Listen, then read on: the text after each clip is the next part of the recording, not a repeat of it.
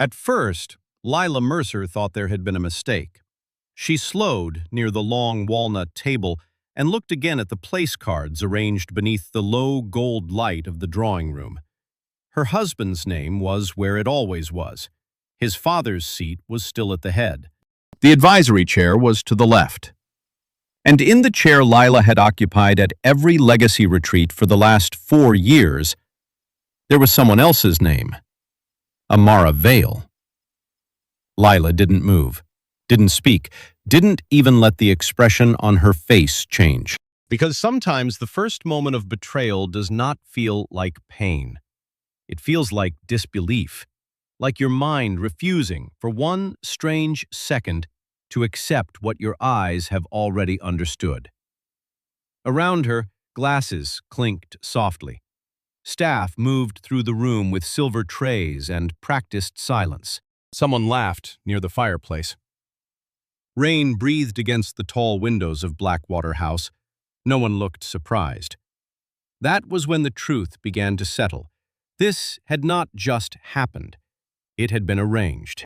By the end of that weekend, Julian Mercer would understand there is a difference between replacing a woman in your plans and replacing her in the structure she built beneath you. But before I tell you how a wife learned that the cruelest betrayals are often the most polite, stay with me, because this story is not about one chair. It is about what happens when someone you love becomes more comfortable managing your disappearance than protecting your place in the room. For most of her marriage, Lila Mercer had been described in the kind of language wealthy families use when they want to praise a woman without fully acknowledging what she makes possible. Elegant, grounding, refined, the one who brings warmth to the institution, the one who makes difficult people easier, the one who steadies the room. It sounded flattering if you didn't listen too closely. What it really meant was this: she made everything function, and they preferred not to say how much. Long before the Mercer Cultural Trust became fashionable enough to attract younger donors, civic partnerships, and magazine features about the future of heritage preservation, it had been a fading family institution with an aging board, performative philanthropy, and a dangerous habit of confusing old money with moral legitimacy. Lila had changed that. Not with spectacle, not with a public title grand enough to satisfy her resume, but with the harder kind of labor, the invisible, mentally exhausting, emotionally precise work that keeps institutions from collapsing under the weight of vanity and denial. She repaired donor fractures. She redesigned acquisition language.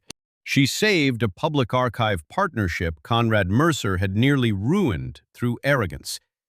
She rebuilt trust with advisors who had privately begun describing the family as elegant but unserious.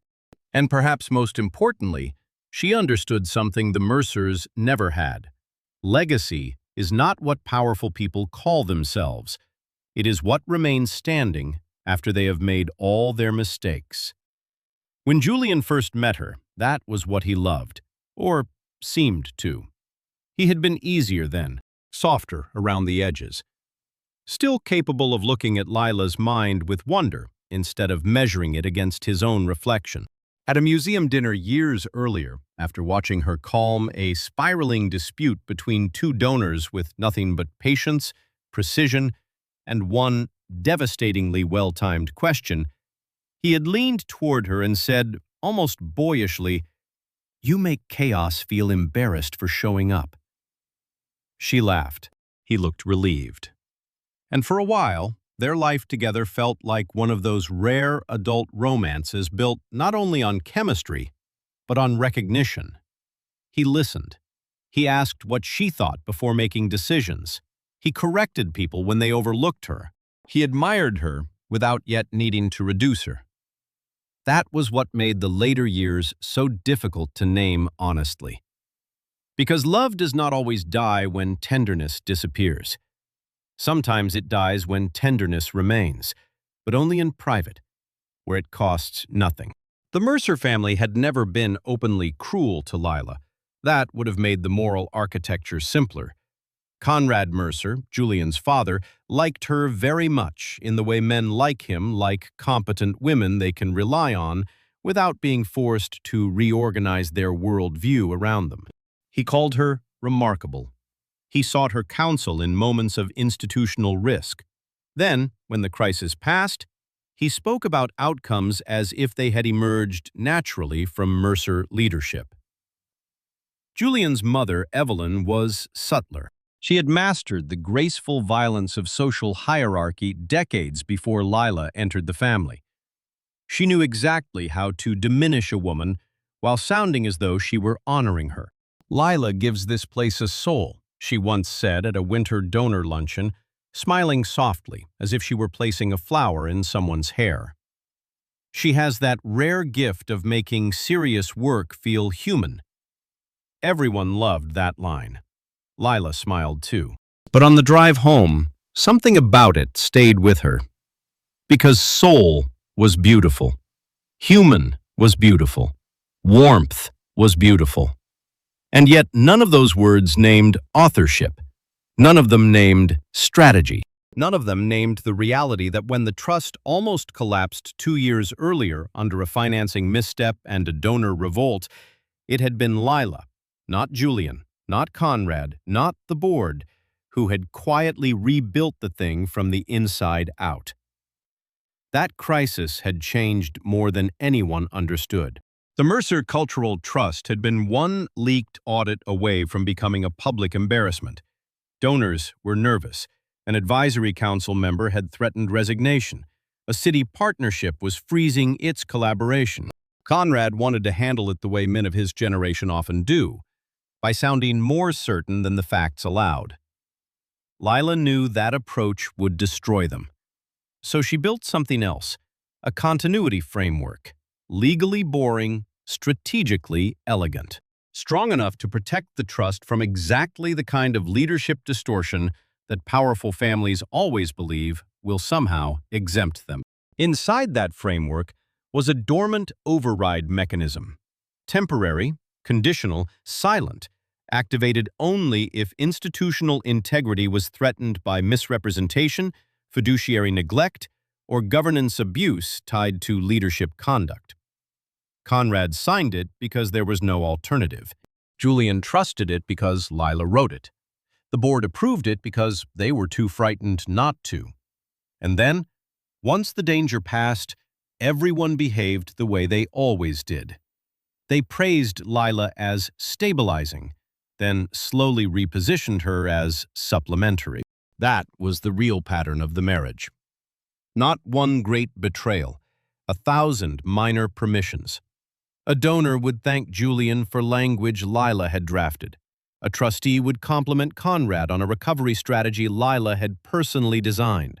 An advisor would introduce Lila as an emotional anchor for the family in rooms where she had been the sharpest strategic mind at the table.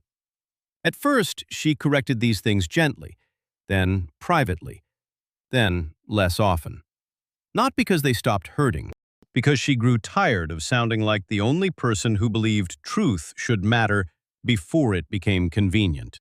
Every time she raised the subject, Julian responded with the same weary, almost affectionate reasonableness that eventually makes a woman doubt not her pain, but her right to ask for it to be named. You know how these rooms work. It wasn't intentional. Not everything needs to be corrected in real time. You matter more than a title. Why let small things poison what we have? But injuries repeated in polished language do not become small. They become structural. By the time Lila arrived at Blackwater House for the family's annual legacy retreat, something inside her had already begun changing shape. Not into anger, into clarity. The retreat itself was exactly the kind of place where old power liked to rehearse its future. Private, beautiful, carefully staffed, filled with expensive conversations about values, succession, stewardship, direction. The sort of weekend where people pretended to discuss institutions while actually negotiating ego, inheritance, and fear. Amara Vale was introduced over drinks as a future-facing strategy consultant. Younger than Lila, radiant in that polished, frictionless way some people are when they have never had to build anything heavy enough to mark them. Bright, courteous, professionally attentive. None of that would have mattered if Julian had turned and said plainly, "This is Lila's domain." He didn't. He kissed Lila's cheek, rested his hand lightly against her back, and moved the evening forward as if the seating arrangement required no explanation. That hurt more than spectacle would have. Because cruelty can be confronted, courtesy is harder. Courtesy leaves room for self-doubt, for overinterpretation, for the small, humiliating hope that maybe there is a context you have not yet been given that will make your wound feel foolish. Lila held on to that hope until the second night. Dinner had ended. Rain threaded the library windows. The old house had gone quiet in the expensive, insulated way only inherited places can. She returned to the blue salon for a folder she had left behind and heard voices from the adjoining study. Evelyn, Conrad, Julian. She should have walked away. Instead, she stood in the shadow between rooms and listened as people who had lived on the strength of her mind began discussing her as if she were an era already closing. Amara is less complicated, Evelyn said. She understands visibility without needing ownership. Conrad gave a low hum of agreement. Lila was essential during stabilization, but the next phase requires a lighter touch. Lila waited then. Not for defense, not for grand loyalty, just one honest interruption, one sentence, one indication that the man she had loved still understood the difference between strategy and erasure. Julian was quiet for a moment.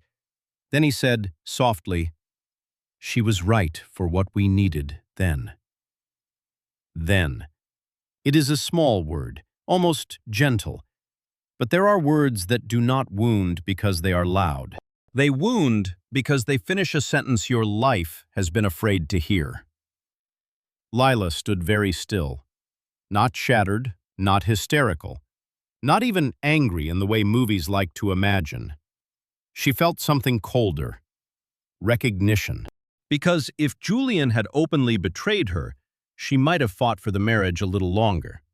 If he had insulted her, she might have hated him enough to leave cleanly. But this was worse. This was a husband who had grown so comfortable depending on her that he no longer saw the moral ugliness of speaking about her as if she had once been useful and had now become inconveniently visible. That night, Lila did not confront him. She went upstairs, changed out of her dinner clothes, sat at the small writing desk in the guest suite, opened her laptop, and began preserving the truth. Every donor thread, every acquisition revision, every continuity memo, every board note, every version history, every place where her authorship had been privately relied upon and publicly softened into family narrative. The more she documented, the less emotional the story became. That is one of the strange mercies of clarity. At some point, pain stops swirling. It takes shape. And once it has shape, you no longer need to beg anyone else to tell you whether it is real. By dawn, Lila had made the decision that changed everything. She would not destroy them. She would not embarrass them. She would not manufacture consequence. She would simply stop saving them before reality arrived. For years, that had been her unseen labor, detecting institutional risk before it hardened into exposure, repairing damage before Conrad felt it, translating Julian's half-formed instincts into coherent leadership before the board noticed the difference. Now, for the first time, she withdrew that protection. Not vindictively, truthfully. The shift revealed itself faster than she expected. At the retreat's closing strategy review, Amara offered a glossy summary of modernization pathways that impressed people only until an older trustee began asking practical questions. Who built the existing continuity structure? Why did authorship references across donor materials not match internal drafting records? Why had succession conversations begun before governance review was complete? And who, exactly, retained conditional override visibility under the preservation framework approved during the crisis year? The room cooled. Conrad's confidence faltered first. Evelyn turned still. Julian looked at Lila, really looked at her, as if seeing for the first time that silence and consent had never been the same thing. She met his eyes and offered him nothing. No rescue, no translation, no merciful reinterpretation of what he had allowed to happen. By Tuesday, the board had reopened the continuity file. By Wednesday, the dormant override mechanism was active under formal review. By Thursday, Conrad's discretionary authority over the modernization plan had been suspended pending fiduciary clarification. Julian was removed from transition-facing representation until authorship and governance questions were resolved. Amara vanished from the narrative with the quiet efficiency reserved for people who were never truly central in the first place. There was no screaming, no scandal, no public takedown staged for satisfaction. Just truth, moving at last through the structure Lila had built for exactly this reason. Julian came to see her on Friday evening. He looked older, not ruined, just suddenly less protected by charm. "You could have talked to me," he said. Lila looked at him for a long moment across the sitting room where so much of their marriage had once survived on softened truths. "I did," she said. "For years." He had no answer. Because the final break in a relationship is rarely the first truth spoken. It is only the first truth, no longer wrapped carefully enough to protect the other person from hearing themselves inside it. The trust survived. In some ways, it became more honest, more stable, less dependent on inherited performance. The board learned what had really been holding the institution upright. Conrad kept his name and lost the illusion that authority meant authorship.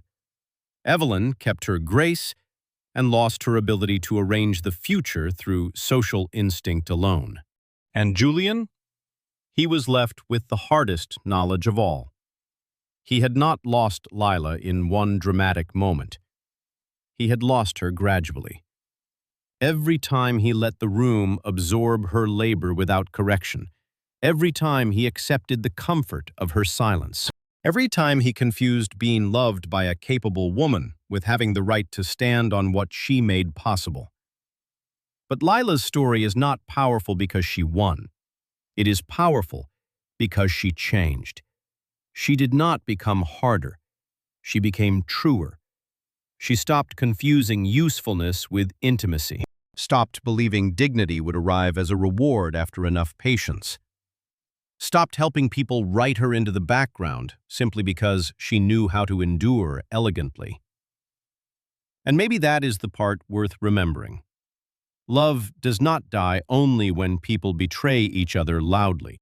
Sometimes it dies when one person keeps shrinking with grace and the other learns to call that peace. If this story stayed with you, leave a like, subscribe, and tell me in the comments, what hurts more in the end? A cruel betrayal you can point to, or the quiet moment you realize someone has become comfortable building their future on your silence? I'll see you in the next story.